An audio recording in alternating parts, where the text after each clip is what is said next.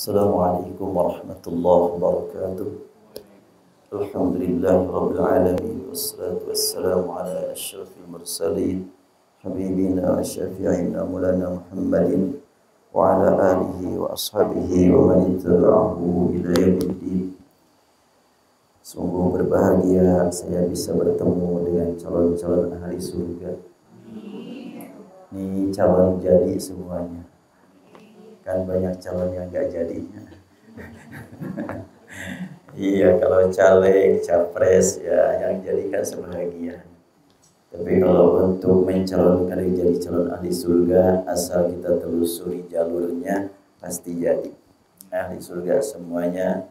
Dan sudah Allah tunjukkan kepada kita jalannya menuju surga, yaitu Al-Quran dan Sunnah Rasulullah.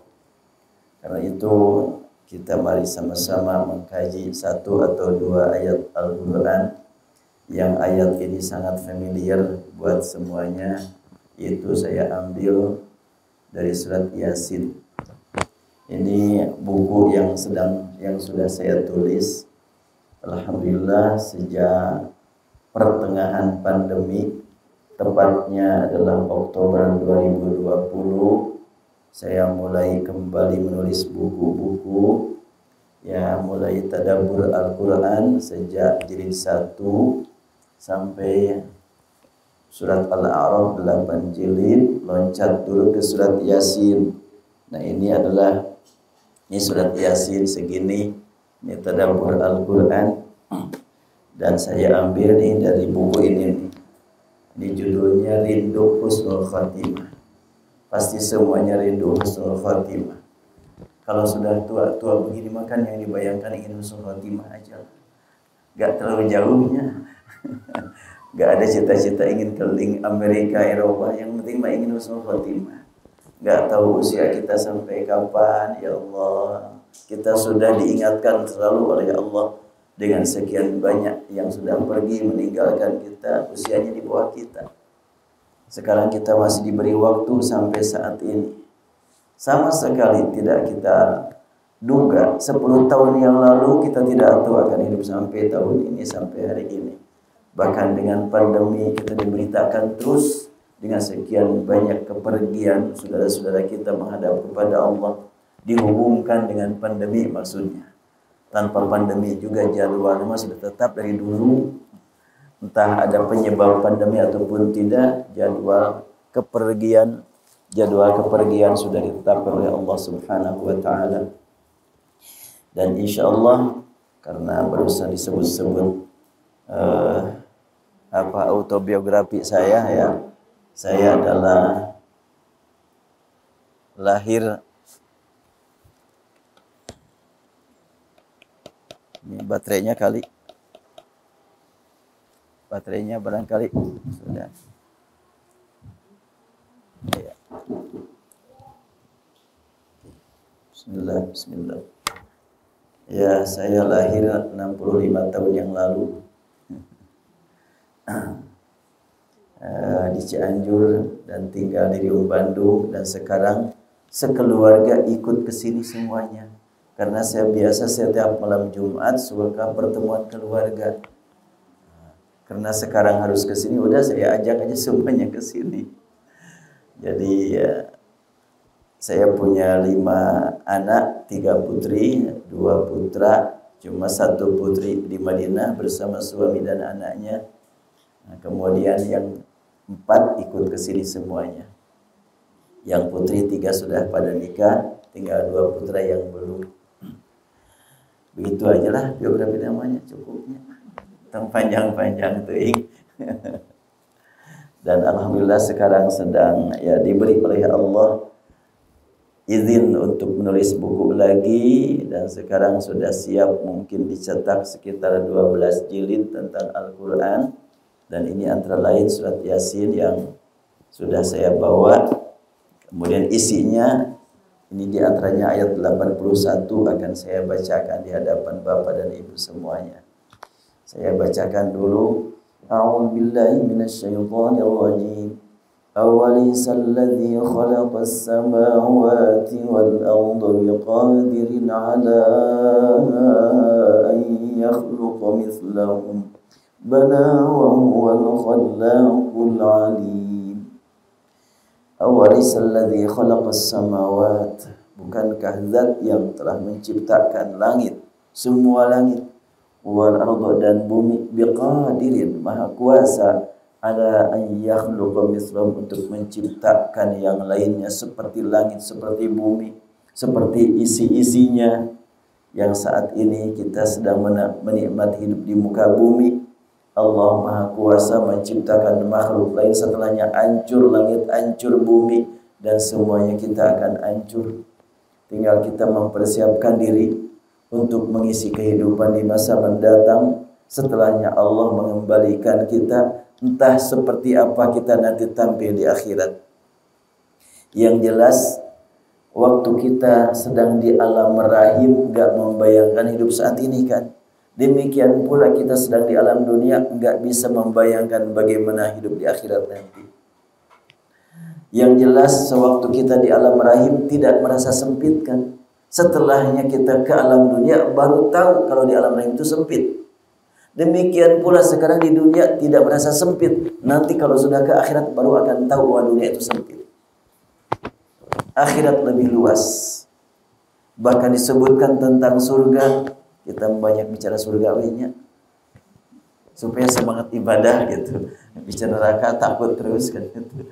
Kalau bicara surga semangat ibadahnya meningkat. Surga disebutkan wasari'u ila maghfiratin min rabbikum wa jannatin ardhuha as-samawat.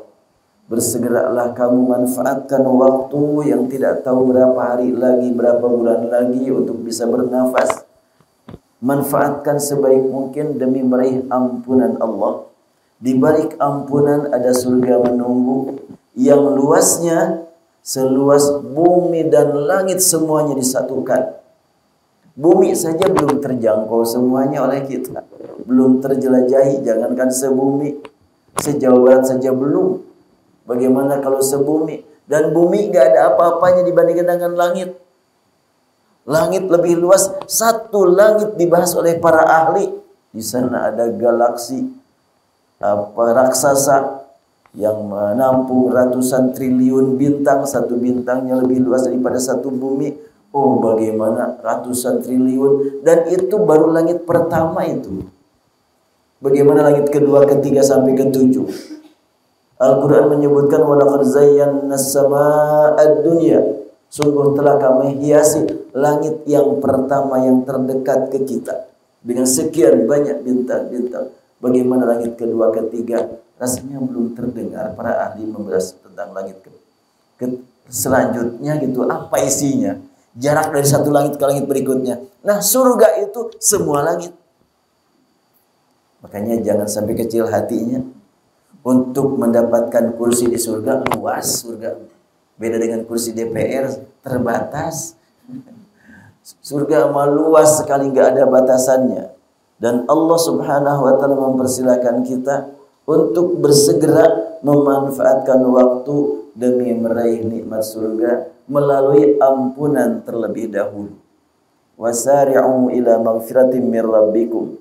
Jadi kita kejar ampunan Allah. Setelahnya didapat ampunan, kita harap mendapatkan rahmat. Dengan adanya rahmat, baru akan dapat jalan menuju surga. Dengan amal saja nggak akan mungkin kita akan masuk surga. Kalau hanya dengan amal ibadah yang sangat kurang. Sudah waktunya sering terganggu dengan mikir sana, mikir situ. Pas waktu salat juga belum tentu khusyuk 100%. Coba kalau jujur barusan salat isya, berapa persen khusyuknya? Ya, berat rasanya. Untuk mencapai 50% saja susah. Apakah mungkin ibadah yang seperti itu bisa mengantarkan kita menuju surga? Sangat jauh. Jadi harus bagaimana kita supaya dapat surga? Tidak cukup hanya segera dengan mengandalkan ibadah, tapi tingkatkan harap dan takut kepada Allah. Harap yakin Allah Subhanahu wa Ta'ala tidak akan menyia-nyiakan harapan kita. Dan takut kalau ibadah kita masih jauh untuk bisa diterima karena masih banyak kekurangan. Namun kita yakin Ketika kita berharap kepada Allah, Allah mencatat harapan kita. Sekecil apapun kita berharap kepada Allah, Allah mendengar bisikan kalbu kita. Ada satu riwayat dialami oleh zaman Nabi Musa ini. Pada zaman Nabi Musa adalah diutus di tengah-tengah Bani Israel. Dan sekali waktu kering, tidak ada tanaman yang tumbuh, kemudian ternak sudah pada kehausan, kelaparan, maka Bani Israel mendatangi Nabi Musa. Wahai Musa, Nabiullah, Rasulullah, berdoalah untuk supaya turun hujan. Maka Nabi Musa ngajak masyarakat ke padang pasir, berdoa di tengah padang pasir, dibawa binatang biar ikut berdoa. Sewaktu Nabi Musa berdoa bersama masyarakat, Nabi Musa dapat wahyu dari Allah. Allah berfirman kepada Nabi Musa, wahai Musa, akan turun hujan dengan syarat satu orang di antara yang hadir harus keluar dulu. Dia sudah berdosa 40 tahun mengganggu turunnya hujan. Harus dikeluarkan itu orang yang hadir bersama kamu. 40 tahun berdosa. Maka Nabi Musa sampaikan kepada mereka, siapa di antara kalian yang sudah 40 tahun berdosa yang hadir di tempat ini dan ini mengganggu turunnya hujan, segera orang tersebut supaya keluar agar hujan turun. Terdengar oleh orang yang melakukan dosa 40 tahun, kaget dia, hatinya gemetar, menangis kepada Allah. Namun dia berjuang jangan sampai ketahuan teman-temannya. Malu di dunia enggak ada apa-apanya dibandingkan malu nanti di akhirat. Sangat mengerikan kalau kita nanti dipermalukan di akhirat. Maka orang tersebut menjerit kepada Allah, ya Allah, aku berdosa 40 tahun, Engkau tutupi keaibanku. Tidak Engkau singkap kekotoranku, kejahatanku, perbuatan burukku, Engkau tutupi sehingga tidak ada orang yang tahu. Kalau ada orang yang tahu pasti aku diusir. Dan kini aku bersama Nabi-Mu, bersama Rasul-Mu menghadap kepada Engkau. Ya Allah, apakah akan Engkau singkap keaibanku selama 40 tahun padahal aku bersama Rasul-Mu? Sedangkan 40 tahun aku berbuat dosa, Engkau tutup-tutup keaibanku. Menjerit dia, aku tidak mampu ya Allah. Aku mohon Engkau ampuni dosaku yang 40 tahun aku lakukan. Kini aku bersama orang-orang yang mau bertobat menghadap hadirat-Mu. Tiba-tiba hujan turun. Nabi Musa kaget. Kok belum ada yang keluar tapi hujan turun ya. Dan Nabi Musa pun langsung memohon kepada Allah penjelasan. Ya Allah, belum ada seorang pun yang keluar tapi Engkau turunkan hujan. Maka oleh Allah diterangkan kepada Nabi Musa tentang orang tersebut. Dia 40 tahun berdosa dan ngaku. Dan dia memohon kepadaku untuk supaya tetap ditutup keaiban. Sebab sekian puluh tahun saja ditutup, masa sekarang sudah berada di tengah-tengah ahli tobat, harus dibuka, harus terbongkar. Nah, dengan kisah seperti ini, ya tentunya tidak ada seorang pun dari kita yang bersihnya. Pastilah semua kita punya masa lalu yang naik turun lah begitu. Maka ya sama kita memohon kepada Allah Subhanahu wa taala, seburuk bagaimanapun perbuatan kita di masa lalu, sebetulnya rahmat Allah, ampunan Allah jauh lebih luas dibanding dengan perbuatan dosa kita. Baik, saya lanjutkan dulu tadabbur ayat. Awalaysalladzi khalaqas samawati wal arda biqadirin ala an yakhluqa mithlahum. Apakah Allah yang telah menciptakan semua langit semua bumi dengan begitu mudah, hanya dengan kun fayakun, jadilah pasti jadi? Apakah Allah tidak kuasa untuk menciptakan yang baru nanti? Ayyakhluqa mislahum, entah menciptakan manusia yang baru sekarang di dunia atau menciptakan manusia nanti di akhirat. Kita tidak tahu apakah nanti di akhirat itu dikembalikan fisik kita saat ini diperbaharui, atau cuma ruhnya saja, jasadnya baru, semuanya biar Allah sajalah yang menciptakan. Kita hanya persiapan menghadapi masa mendatang. Hanya saja kalau kita lihat dalam surat Al-Qiyamah, Allah berfirman, "Bala qadirina ala an nusawwiya banana." Allah Maha Kuasa mengembalikan kehidupan kita nanti di akhirat persis seperti saat ini, termasuk sidik jari kita tidak akan ketukar dengan yang lain. Bala qadirin ala an nusawwiya banana. Allah Maha Kuasa untuk menyempurnakan kembali jari jemari kita seperti ini. Tidak ada perbedaan. Tak terbayang waktu turun Al-Quran surat Al-Qiyamah tentang fungsi sidik jari. Sekarang sudah diketahui bahwa tidak ada satu pun sidik jari yang sama ya. 7 miliar manusia saat ini yang hidup, semuanya sidik jarinya berbeda. Kekuasaan Allah Subhanahu wa Ta'ala. Dan nanti di akhirat nggak akan ketukar, walaupun sudah terkelupas daging kita, kulit kita sudah menyatu dengan tanah, tapi kalau Allah menghendaki untuk supaya kembali sebagaimana saat ini seperti ini, akan kembali. Cuma tentu bapak-bapak dan ibu-ibu yang sudah di atas 50-60 tahun nggak akan begini tampilnya nanti. Kenapa? Ya harus lebih cantik di surga matunya. Jadi yang usia sudah 70, bapak sudah 70, nanti di surga hayang Yusuf berapa? 20 hanya? 17 mah ibu-ibu, bapak mah 20 mel. Iya, Al-Quran menyebutkan inna ansha'nahunna insya'a. Kami ciptakan wanita-wanita di surga sempurna semuanya tampilannya. Jadi ibu-ibu nanti di surga sweet 17 lagi. Allahu Akbar. Masa gitu hari ibu na 17 tahun, hari bapak na 70, itu nyambungnya. Ya, harus seimbang lah gitu kan. Harus ideal. Nanti itu di surga seperti itu. Dan Al-Quran menyebutkan di dalam surat Yasin ini ayat 55 disebutkan hum wa azwajuhum fi dhilalin 'alal araiki muttaqi'un. Semua penghuni surga, bapak-bapak dan ibu-ibu, nanti di surga ditunggu oleh banyak pasangannya. Bapak istrinya banyak, ibu suaminya banyak. Mau ibu suami banyak? Geleng-geleng kepala sih. Iya, soalnya yang dibayangkan oleh ibu kehidupan di dunia. Boro-boro suami banyak, hiji oge ripuh ngalayanana. Bagaimana banyak? Yaitu melayani. Di surga mah bukan melayani, dilayani. Ya. Jadi bapak-bapak bersama banyak istri, ibu-ibu bersama banyak suami. Mau enggak suami banyak?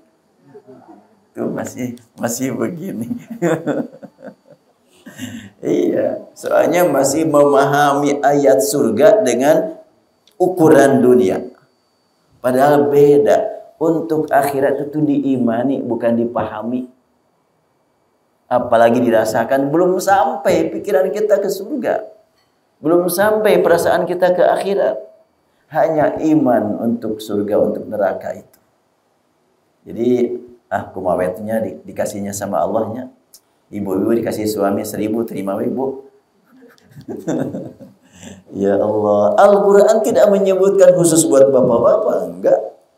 Cuma umumnya orang berbicara, di surga banyak bidadari. Bidadara nama enggak disebut-sebutnya.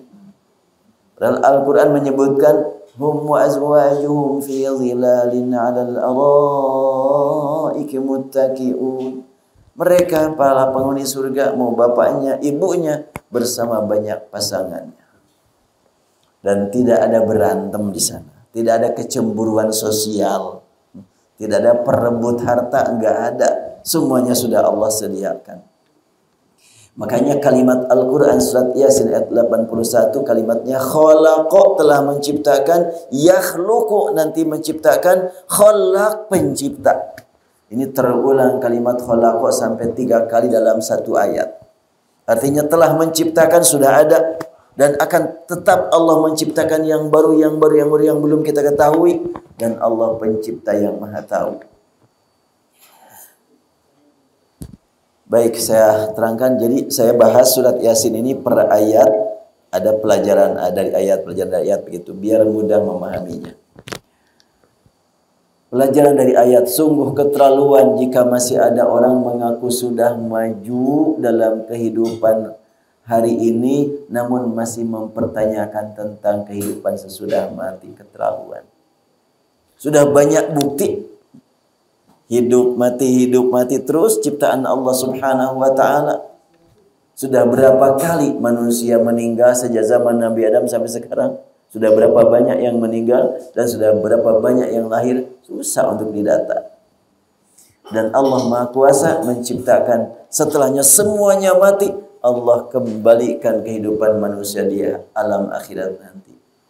Sebodoh-bodohnya manusia zaman dulu mengetahui bahwa Allah adalah pencipta langit dan bumi, pencipta langit dan semua makhluk-makhluk besar yang ada di langit, pencipta bumi dan semua isinya, termasuk makhluk terkecil yang tidak terlihat dengan mata, virus corona umpamanya, ciptaan Allah Subhanahu wa taala. Dan virus itu punya tugas, kunjungi si fulan, oh ini mah jangan, itu nggak salah alamat mereka. Dan sekarang banyak yang kena virus, cuma nggak diangkat sekarang. Banyak yang sakit di mana-mana, cuma karena sudah habis masa musim mengangkat pandeminya. Nah, sekarang mah dibiarin itu. Ya, itu realitanya. Jika sudah meyakini bahwa Dia Maha Kuasa menciptakan langit dan bumi, dan Maha Kuasa menghancurkannya lalu menciptakan alam lain, maka sungguh mudah baginya menciptakan kembali manusia yang kecil ini di masa mendatang dengan wajah dan tampilan serupa seperti manusia yang sudah dikenal saat ini, atau dengan tampilan lain sesuai kehendak Allah. Sudah meninggal, usia berapa? Usia 90, tapi tampil nanti di akhirat usia 19 tahun, gampang bagi Allah. Dan baru terdengar oleh kita ulama besar dari Mesir, Profesor Dr. Yusuf Al-Qaradawi meninggal pada usia 97 tahun. Dan beliau waktu meninggal sedang menyelesaikan buku ke 180 judul. Luar biasa karyanya. Saya membaca 180 buku karya beliau. Saya harus semangat lagi nih.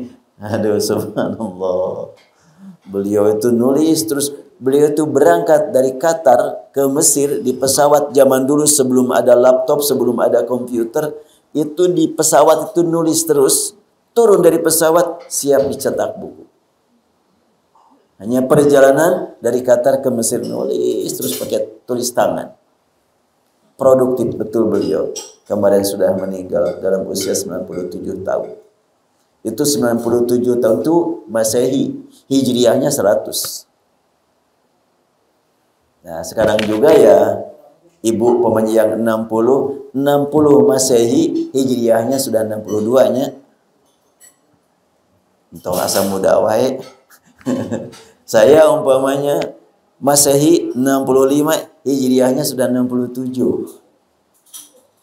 Karena dalam setiap 100 itu 103. Wala bisu fi kafin 300 sinina wazdadu 9. Para pemuda di Ashabul Kahfi tinggal 300 tahun. Ternyata dihitung lagi 309. 300 tahun Masehi, 309 tahun Hijriah. Jadi setiap 100, 103. Rasulullah meninggal usia berapa katanya? 63. Hijriah apa Masehi? Hijriah itu. Masehinya 61. Jadi yang sudah 62 saat ini sudah melewati usia Rasul. Sebab Rasul itu meninggal itu usia 61 tahun lewat 1 bulan setengah untuk Masehinya. Hijriahnya 63. dikira teh Hijriah, Masehinya berarti ya. Apakah dia akan menciptakan manusia baru atau memperbaharui yang sudah ada atau menciptakan kehidupan yang baru pada semua manusia yang telah mengalami kehidupan saat ini? Untuk menjawab pertanyaan ini sangat penting memperhatikan lafaz biqadirin ala ay yakhluqa mislahu, dengan memperhatikan perbedaan qiraat pada lafaz biqadirin. Ini saya tulis buku ini dengan memperhatikan perbedaan ilmu qiraat yang mungkin ini masih asing ya. Tapi saya sampaikan kepada Bapak dan Ibu bahwa Allah Subhanahu wa taala menurunkan Al-Qur'an kepada Rasulullah SAW bukan hanya satu bacaan. Bacaannya banyak. Seperti biqadirin, bacaan yang lain yaqduru. Tulisannya sama, tapi kan titiknya beda. Dan nggak ada titik zaman Rasul. Nggak ada titik, nggak ada harokat. Itu zaman Rasul. Baik, supaya kita segar, gimana kalau kita baca sama-sama agar ngantuknya hilang? Saya bacakan dan ikuti bersama ya. A'udzu billahi minasy syaithanir rajim. Mangga. A'udzu billahi minasy syaithanir rajim. Kelihatan tulisannya enggak ke depan? Iya. Awalaysa alladhi khalaqas samawati wal arda biqadir.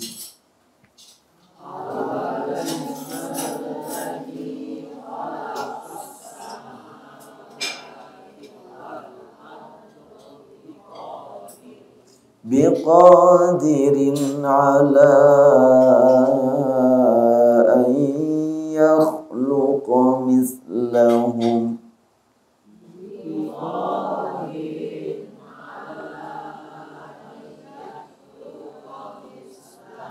Bala wa huwal khallaqul alim.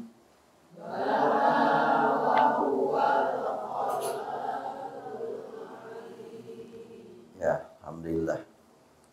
Nanti kalau ada yang ngantuk baca lagi insyaallah. Nah, ada bacaan biqadirin, ada bacaan yaqduru.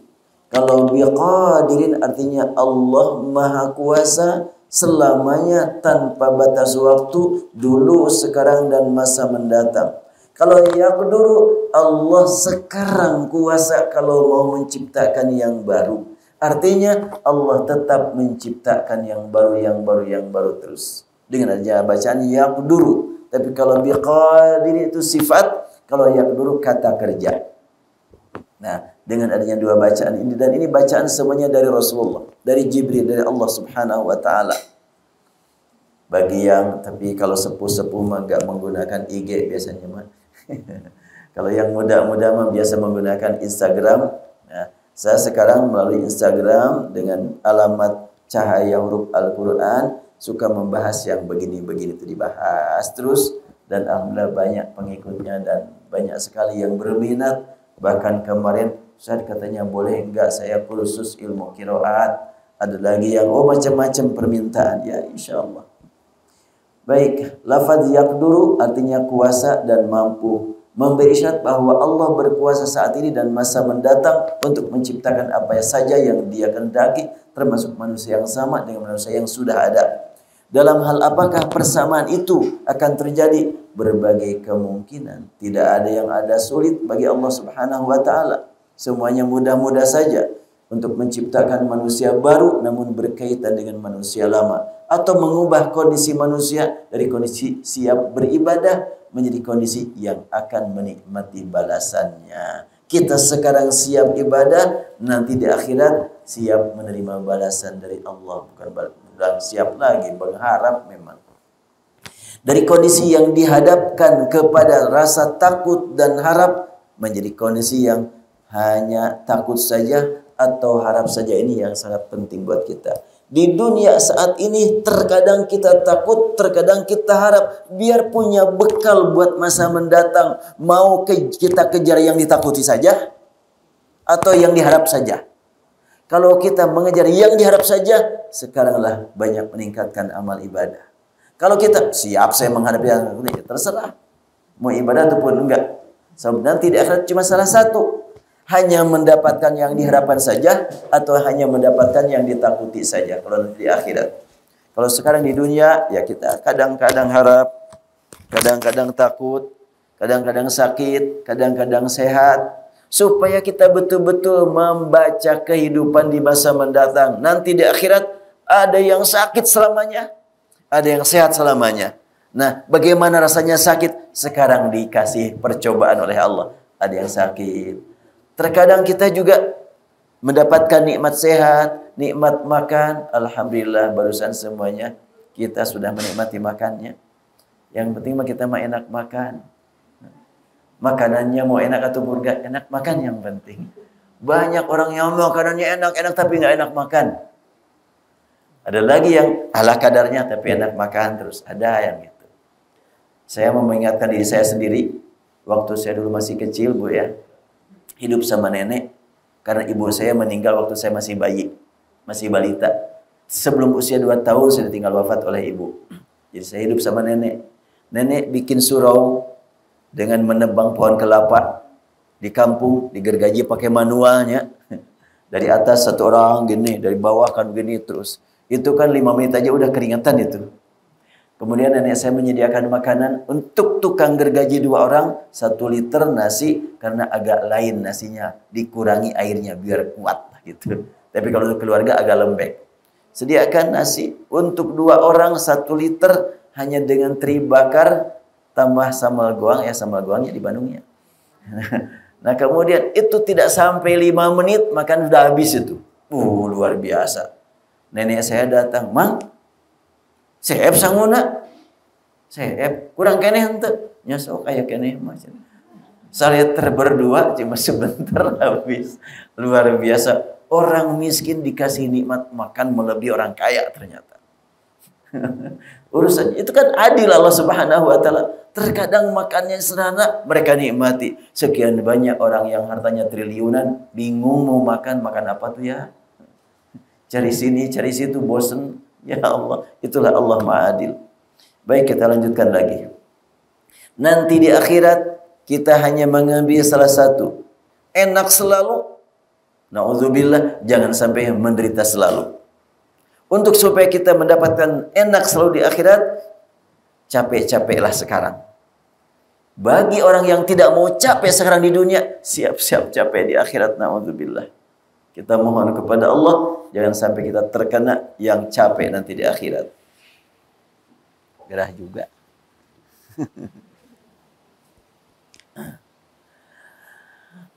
Ya. Dari kondisi yang dihadapkan kepada rasa takut dan harap menjadi kondisi yang hanya takut saja, itulah orang-orang kafir. Atau hanya harap saja, mudah-mudahan kita termasuk yang harap saja nanti di akhirat. Dari kondisi yang berubah-ubah di awal, di alam fana, menjadi kondisi yang tetap berada di alam baqa. Di dunia manusia mendapat tugas dan kewajiban masing-masing dari laki-laki dan perempuan, dituntut untuk saling melayani, sementara di akhirat tiada tugas atau kewajiban karena bagi masing-masing telah Allah sediakan tempat sebagai balasan yang telah dijanjikan.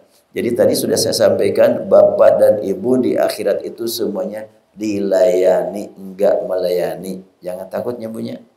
Takut ngelayanan suami banyak, enggak melayani, nanti mah dilayani semuanya. Enggak sampai capek, enggak. Nah, ini adalah kata khalaqa, kata yakhluqu. Enggak akan saya baca semuanya, terlalu panjang. Saya lanjutkan saja kalimat berikutnya.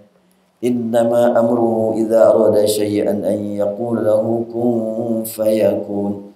Fasubhanalladzi biyadihi malakutu kulli syai'in wa ilaihi turja'un. Nah, saya langsung ke ayat akhir. Fasubhanalladzi biyadihi malakutu kulli syai'in wa ilaihi turja'un. Di sini juga ada dua bacaan. Ada wa ilaihi turja'un, ada wa ilaihi tarji'un. Apa maknanya? Fasubhana, maka maha suci, alladzi biyadihi, Allah yang hanya pada tangannya malakutu kulli syai, kekuasaan, kekuatan segala sesuatu. Wa ilaihi turja'un, dan hanya kepadanya kamu semuanya akan dikembalikan. Itu turja'un. Tapi kalau tarji'un, hanya kepadanya kamu kembali. Mau dikembalikan apa mau kembali? Rasanya bagaimana? Kalau dikembalikan dengan kembali, beda kan rasanya? Sekarang umpamanya sedang pesantren, pesantren mulia, tiba-tiba dikembalikan. Kenapa dikembalikan? Pasti ada penyebab mendadak. Bukan keinginan, tapi kalau udah kembali kan beda tuh ya. Atau umpamanya putra-putri ibu sedang mondok pesantren, tiba-tiba dikembalikan. Salah apa kamu? Kok sampai dikembalikan kan gitu? Tapi sudah kembali, bahagia. Kita nanti kepada Allah mau dikembalikan apa mau kembali? Nah, supaya kita kembali dengan enak, dengan nikmat, persiapkan sejak sekarang. Itulah yang disebut dengan husnul khatimah. Dan dengan dua bacaan ini, maka apabila dibaca wa ilahi turja'un, kita diingatkan supaya betul-betul persiapan, manfaatkan usia, manfaatkan waktu, manfaatkan kesehatan untuk banyak beramal demi kepentingan masa depan. Supaya kita kembali kepada Allah dengan nikmat. Makanya ada dua bacaan, ada tarja'un dan ada turja'un. Dan untuk supaya kita mendapatkan nikmat kembali kepada Allah, saya ingin menyampaikan satu doa. Saya lihat dulu halaman berapa nih.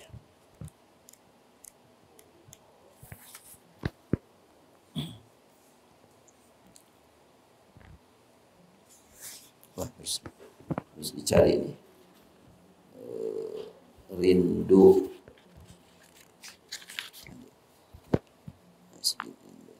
237.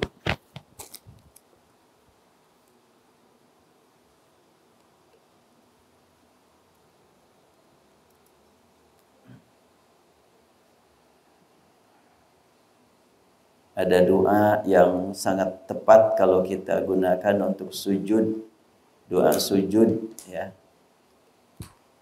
Mungkin ibu dan bapak sering mendengar doa yang paling dekat diijabah adalah saat sujud ya. Aktsiru ad-doa, perbanyak berdoa saat sujud.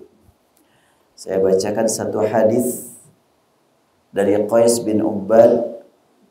Ammar bin Yasir melaksanakan sholat jadi imam. Sewaktu dia jadi imam, baca suratnya pendek-pendek. Selesai sholat, menghadap ke makmum, kelihatan makmum kecewa berat. Kenapa? Soalnya imam bacaannya pendek, makmum kecewa. Sama seperti ibu-ibu di sini, Bapak. Kalau imam pendek, kecewanya. Atau kalau panjang, kecewa. Nah, ini Ammar bin Yasir ketika dia biasa-biasa jadi imam panjang-panjang suratnya, pas satu kali dia pendek. Menghadaplah ke makmum, kelihatan kecewa, dan mereka pun menyampaikan kekecewaan. Maka Ammar bin Yasir berkata, emang sih tadi saya membaca surat yang pendek-pendek, tapi aku perpanjangkan waktu ruku dan sujud. Iya sih, ruku sujudnya lama. Itu apa yang dibaca?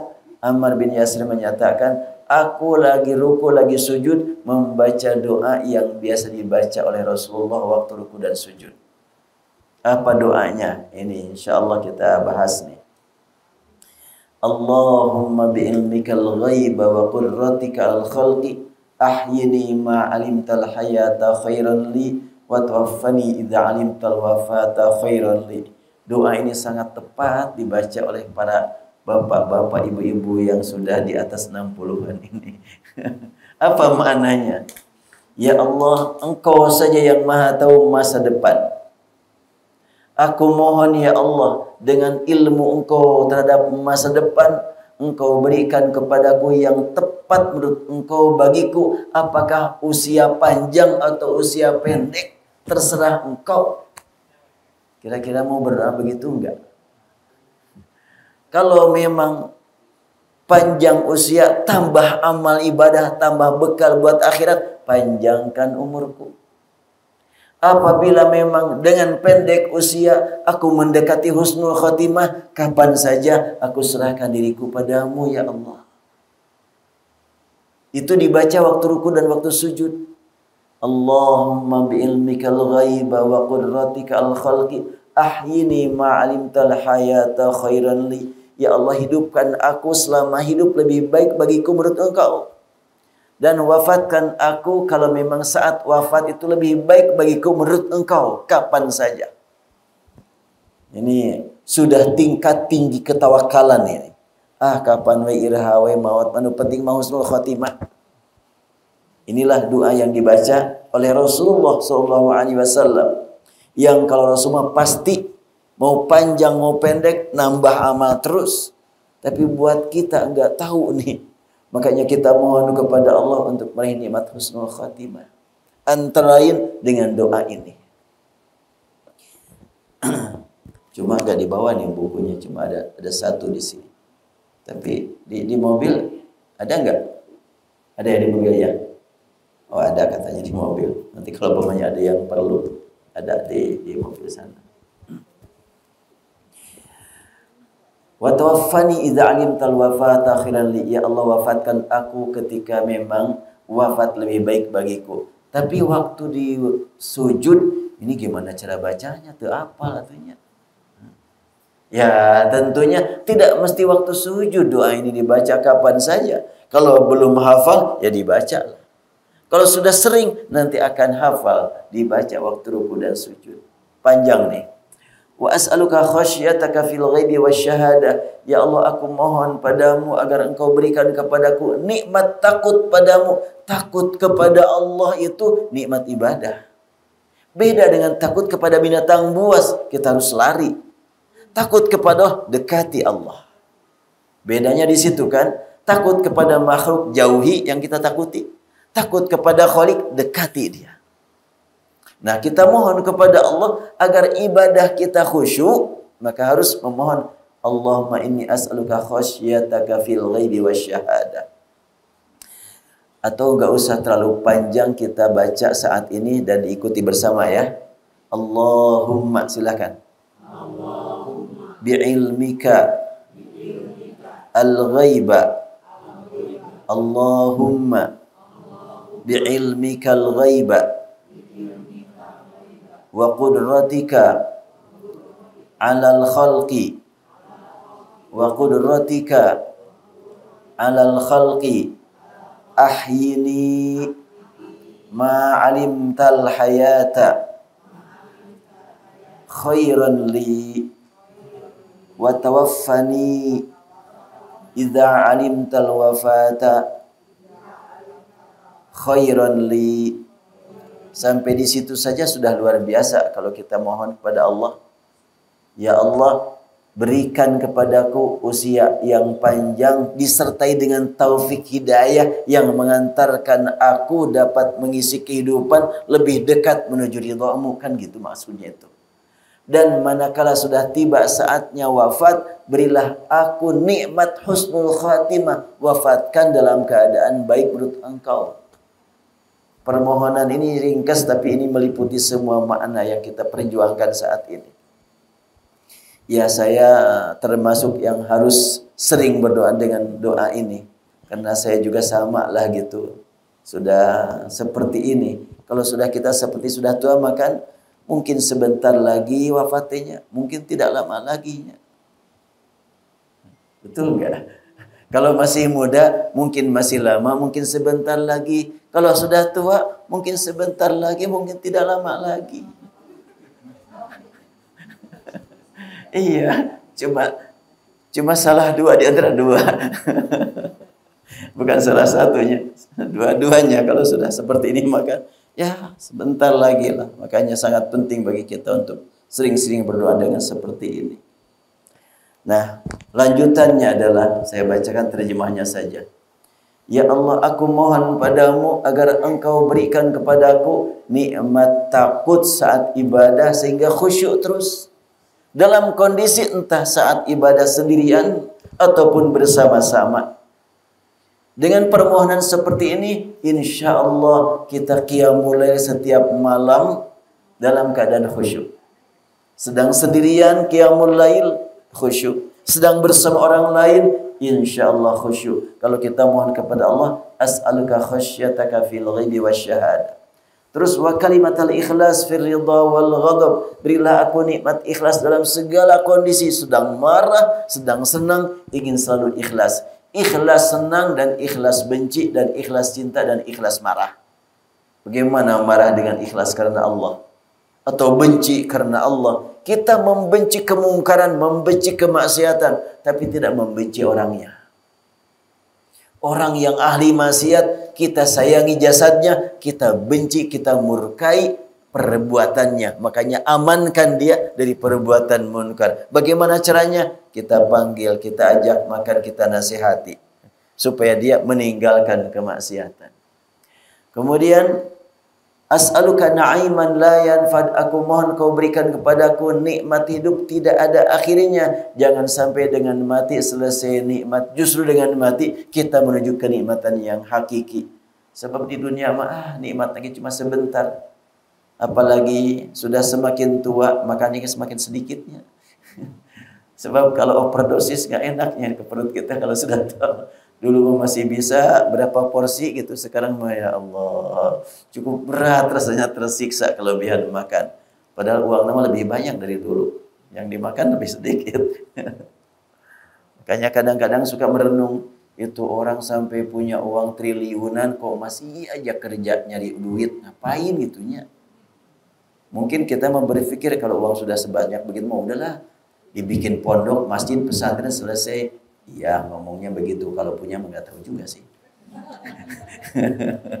Lain lagi pikirannya kalau ada namanya. Ya.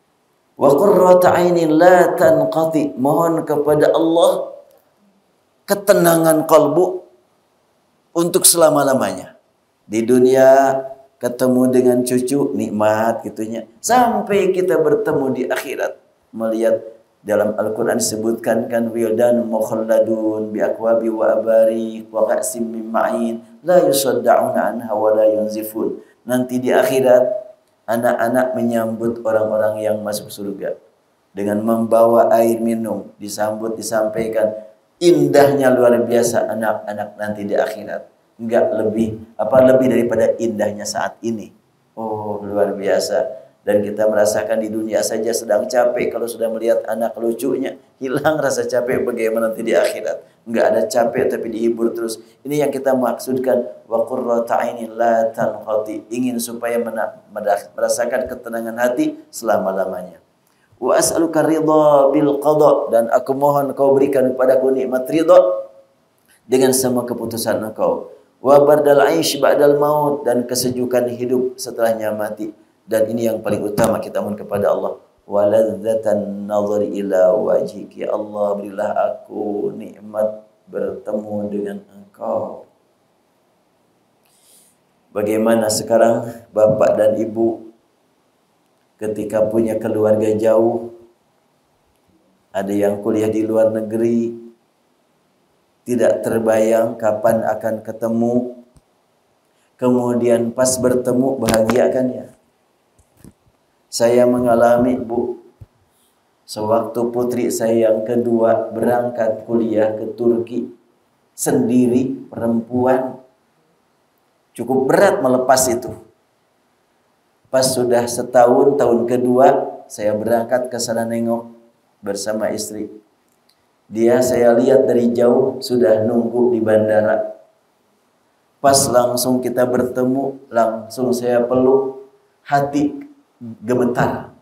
Ya Allah, aku bertemu anak bahagia seperti ini.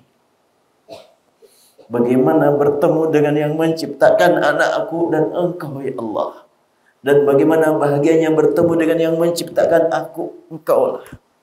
Bertemu dengan anak bisa bahagia, bagaimana bertemu dengan zat yang menciptakan anak kita. Atau ketika kita jalan-jalan ke tempat yang indah, terasa nikmat indahnya alam ciptaan Allah. Saat itu sangat penting bagi kita untuk membaca bagaimana kita melihat sumbernya keindahan. Bertemu dengan sumbernya keindahan harus lebih kita rindukan lagi. Nah, pada waktu itu saya betul sampai saat ini saya harus mengingatkan diri saya. Bagaimana pertama kali saya menemui anak saya di luar jauh, kok bisa ketemu dan bahagia. Langsung waktu itu saya merasakan, ya Allah bahagia seperti ini bertemu dengan anak. Bagaimana saya bahagianya bertemu dengan yang menciptakan anak ini. Engkau yang menyelamatkan anak ini. Bagaimana bahagianya saya bertemu dengan engkau. Tidaklah demikian ketika kita bertemu dengan siapapun atau melihat keindahan, langsung kita mohon kepada Allah ingin bertemu dengan sumbernya keindahan, sumbernya kesayangan, sumbernya kecintaan. Allah subhanahu wa ta'ala. Makanya saat sujud kita mohon kepada Allah, as'aluka ladzatan nazari ila wajhiki. Allah berilah aku nikmat bertemu dengan engkau nanti di akhirat. Sampai jam berapa biasanya? Ya? Sampai jam 9. Oh iya, masih ada waktu ya. Baik. Nah, ini adalah jelas sekali kita mohon ladzatan ila wajhik wa syauqa ila liqa'ik. Kita mohon kepada Allah rasa rindu bertemu Allah. Wa a'udzubika min dharra mudirrah wa fitnatin mudillah. Ya Allah, selamatkan aku dari hal-hal yang sangat menakutkan di akhirat. Zayyinna bi zinatil iman waj'alna hudatan muhtadin. Hiasilah kami dengan iman dan jadikanlah kami menjadi orang yang hidup dengan petunjuk Engkau. Ini doa yang saya masukkan dalam kajian surat Yasin ayat berapa nih? Ini panjang. Ayat 51. Tentang nanti kita akan dibangkitkan pada hari kiamat. Dan ayat 52-nya semuanya sudah pada hafal, di situ ada sakta. Qalu ya wailana man ba'atsana min marqadina hadza ma wa'ada ar-rahman. Ketika orang sudah di alam kubur semuanya dan dibangkitkan, maka pas dibangkitkan mereka kaget dan mereka bertanya, "Man ba'atsana mim marqadina?" Siapa yang membangkitkan kami dari tempat ini? Hadza ma wa'ada ar-rahman. Makhluk yang soleh, hamba yang soleh langsung melirik kepada yang mempertanyakan. Ini yang dijanjikan Ar-Rahman, tahu? Kira-kira begitu tuh. Tapi bagi yang memang tidak mendapatkan rahmat Allah, gelisah, bimbang pas dibangunkan. Makanya mereka bertanya, siapa nih yang membangunkan kami? Orang yang mendapatkan rahmat berkata, ini janji dari Ar-Rahman. Makanya ada pertanyaan, ada yang menjawab. Oleh karena itu bacaannya pakai berhenti sejenak kan, yang disebut dengan sakta. Sudah diajarkan ya sakta ya. Jadi membaca ayat ini kalau dilanjut berhenti sejenak tanpa nafas. Qalu ya wailana man ba'atsana min marqadina hadza ma wa'ada ar-rahman. Harusnya begitu tuh. Atau waqaf boleh. Qalu ya wailana man ba'atsana min marqadina hadza ma wa'ada ar-rahman. Karena berbeda. Yang berkata man ba'atsana min marqadina adalah yang sana, hadza orangnya yang sebelah sini, beda orangnya. Oleh karena itu waqaf atau sakta. Sakta itu berhenti tanpa nafas. Berhenti 2 harokat, 1 alif tanpa nafas. Sekalian ini ya sedikit belajar tahsin. Dan untuk riwayat hafaz hanya 4 tempat se-Quran. Tapi untuk riwayat yang lain setiap sukun berhadapan dengan hamzah itu ada saktah. Umpamanya surat Al-Mulk. Udah banyak yang hafal surat Al-Mulk. فَكَذَّبْنَا وَقُلْنَا مَا نَزَّلَ اللَّهُ مِنْ شَيْءٍ إِنْ أَنْتُمْ إِلَّا فِي ضَلَالٍ كَبِيرٍ. Nah, berhenti itu. Itu berhenti tanpa nafas. فَكَذَّبْنَا وَقُلْنَا مَا نَزَّلَ اللَّهُ مِنْ شَيْءٍ إِنْ أَنْتُمْ إِلَّا begitu tuh. Ya, buat yang pendek napas sama jangan coba-coba lah, capek. Ini yang sudah yang panjang napas. Hamba-hamba Allah, sekilas ini adalah tadabbur Al-Quran, dan saya ingin juga menyampaikan satu hadis yang saya lupa di buku yang mana, tentang bahwa kita memang semuanya pasti akan diminta pertanggungjawaban di hadapan Allah Subhanahu wa taala, ya. Lupa nih. Apa-apalah. Allah Subhanahu wa taala nanti kan akan menghadirkan kita semuanya dan akan ditanya kita masing-masing di sana. Saya ambil dulu hadisnya nih.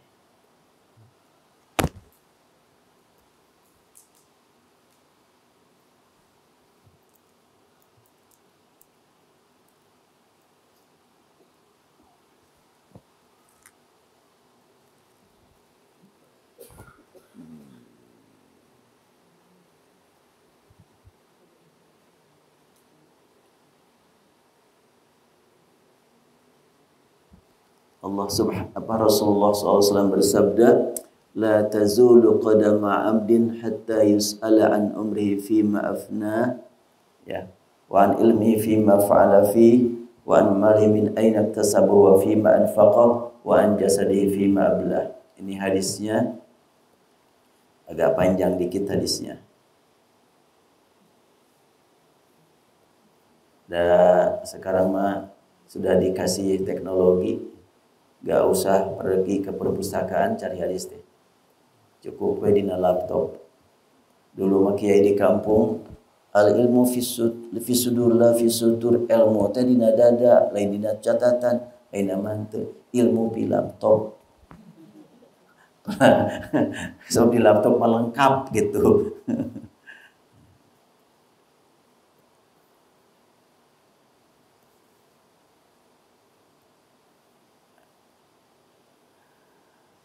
Ya, hadis la tazulu qadamu ibni adam yaumal qiyamah min inda rabbih hatta yus'ala an khamsin. Setiap kaki Bani Adam, kita Bani Adam, nanti pada hari kiamat akan menuju Rabb dan akan ditanya tentang 5 hal. Duh, cukup berat nih. Mari kita persiapkan untuk mendapat pertanyaan tentang 5 hal. Mungkin sebentar lagi kita madanya akan ditanya 5 hal ini.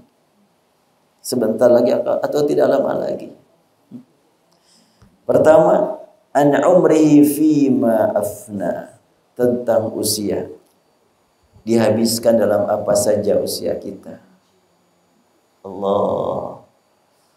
Buat yang sudah di atas 60, berapa persen yang kita gunakan untuk ibadah waktu kita usia kita?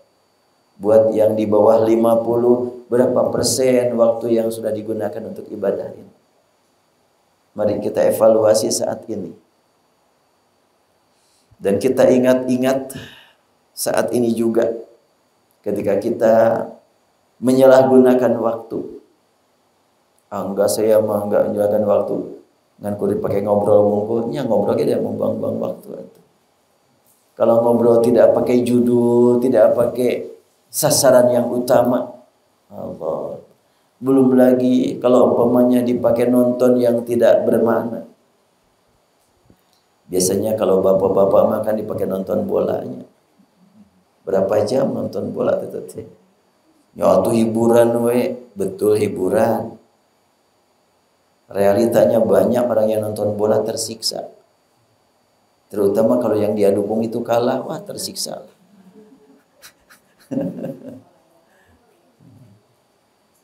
Kata ibu-ibu, iya itu bapak-bapak gitu.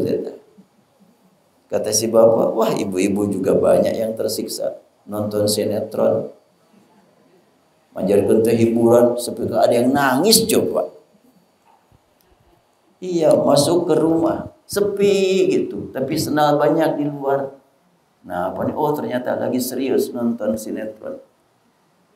Pas ada yang nangis, maaf ya, TV-nya mau dimatiin ya. Enggak, jangan. Kenapa? Ini kan ada yang nangis, kasihan. Tahu nggak tuh jangan.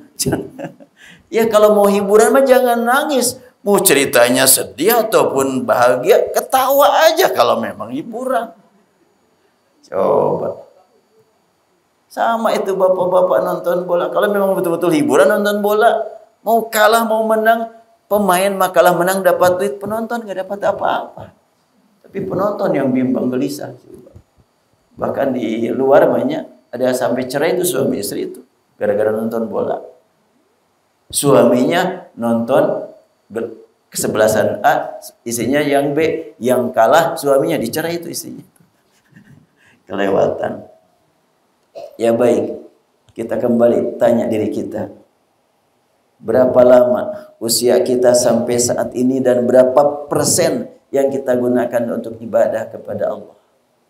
Bahkan mungkin kalau kita tanya lagi, kalau kita rukuk sujud, berapa lama dari sejak awal sampai saat ini kita hitung rukuk dan sujud, dan berapa lama mata meneteskan air mata atau menangis kepada Allah. Semua kita punya bahan untuk menangisi dosa. Semua kita punya bekal untuk menangisi kesalahan. Tapi susah kalau mau menangis dalam tobat. Beda dengan kalau menangis karena ada yang menyakitinya. Tapi kalau padahal dosa itu lebih menyakitkan itu. Tapi kita kadang-kadang tenang-tenang saja. Ya Allah. Kemudian pertanyaan berikutnya, wa an syababihi fi ma'abla, dan masa muda dulu dipakai apa saja. Kadang-kadang orang berkata, ya kan saya masih muda, nantilah kalau udah tua saya mau bertobat. Ya alhamdulillah sekarang yang sudah tua sampailah usia ketua. Tapi gaya yang masih muda-muda ini belum tentu nyampe usia tua. Kemudian wa malihi min aina iktasabahu wa fima anfaqah. Lalu tentang harta, dari mana didapat dan ke mana disalurkan. Kita berjuang jangan sampai ada harta haram. Dan kita berjuang jangan sampai salah saluran. Tapi Allah Maha tahu. Kita berkata, oh saya mah halal semuanya. Enggak sembarang harta disalurkan kemana sembarangan, enggak, semuanya di jalan yang baik. Allah Maha tahu. Setiap kita berjuang untuk menyembunyikan perbuatan buruk, orang tidak tahu, ya Allah tahu. Sedikit pun tidak ada yang tersembunyi di hadapan Allah. Kalau kita berjuang tidak ada seorang pun yang tahu. Tapi dalam Al-Quran juga ada doa, Rabbana innaka ta'lamu ma nukhfi wa ma nu'lin. Wa ma yakhfa 'ala Allahi min syai'in fil ardi wa la fis sama. Ya Allah, Engkau Maha mengetahui apa yang kami sembunyikan dan apa yang kami ungkapkan. Tidak ada sedikit pun yang tersembunyi di hadapan Engkau. Mari kita sama-sama gitu mengingat masa lalu, mumpung masih ada waktu. Kita tidak tahu sampai berapa lama lagi ada waktu untuk bertobat, untuk evaluasi diri. Duh, cukup berat. Kalau kita sekiranya ajal menjemput kita, belum sempat kita ingat dosa kita, sehingga kita merasa aman-aman saja, merasa tenang-tenang saja. Kadang-kadang ketika diingatkan, kamu bertobat dong. Emang dosa apa saya? Kalimat emang dosa saya, dosa apa itu tambah dosa itu. Kenapa sombong itu di hadapan Allah? Merasa enggak punya dosa itu sombong. Kenapa? Karena Rasul sudah menegaskan, kullu bani Adam khata' Wa khairul khata'in at-tawwabun. Setiap putra putri Adam pembuat kesalahan. Sebaik-baik manusia bukan yang tidak punya salah, tapi yang selalu bertaubat. Rasulullah SAW senantiasa istighfar setiap hari sampai disebutkan 100 kali. Istighfarnya Rasul betul-betul istighfar, bukan cuma membaca istighfar. Kalau kita makan membaca istighfar mas seringnya, tapi duka teuing istighfar apa henteu. Kadang-kadang istighfar salah tempat lagi. Contohnya seperti apa istighfar yang salah tempat? Ketika kumpul pengajian, ada kenceleng jalan gitunya. Ngambil uang niat 5.000, yang keambil 100.000. Astagfirullahaladzim. Masukin. Itu maka terlaluan. Bukan salah membaca istighfarnya, tapi salah niatnya. Mestinya pas terambil 100. Astagfirullahaladzim, masukin gitu. Itu mah bagus begitu. Jangan dibalikin lagi. Ya, ada istighfar yang karena marah, astagfirullahaladzim itu mah bukan mohon ampun. Jadi seringlah ungkapan yang baik tapi bukan pada tempatnya. Yuk kita perbaiki. Kemudian wa madza amila fi ma alima, dan juga dalam hal ilmu dipakai apa saja. Ilmu semuanya dari Allah. Hanya ada ilmu yang digali dari Al-Quran dan ilmu dari alam. Orang lain berkata ada ilmu agama, ada ilmu umum. Umat Islam berkata ada ilmu yang digali dari Al-Quran dan ada ilmu yang digali dari alam. Semuanya dari Allah. Amanat dari Allah. Bila digunakan untuk ibadah, mau ilmu fisika, ilmu kimia, jadi ibadah. Kalau tidak digunakan untuk ibadah, termasuk ilmu Al-Quran, bisa jadi maksiat. Yang paling penting bagaimana memanfaatkan ilmu.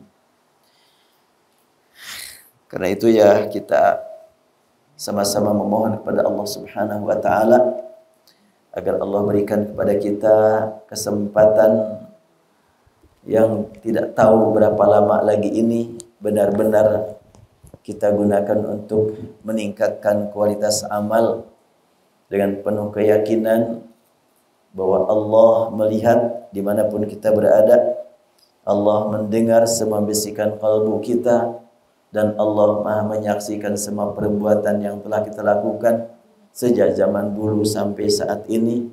Hubungan kita dengan keluarga, dengan tetangga, dengan masyarakat, semuanya adalah ada catatannya di depan Allah.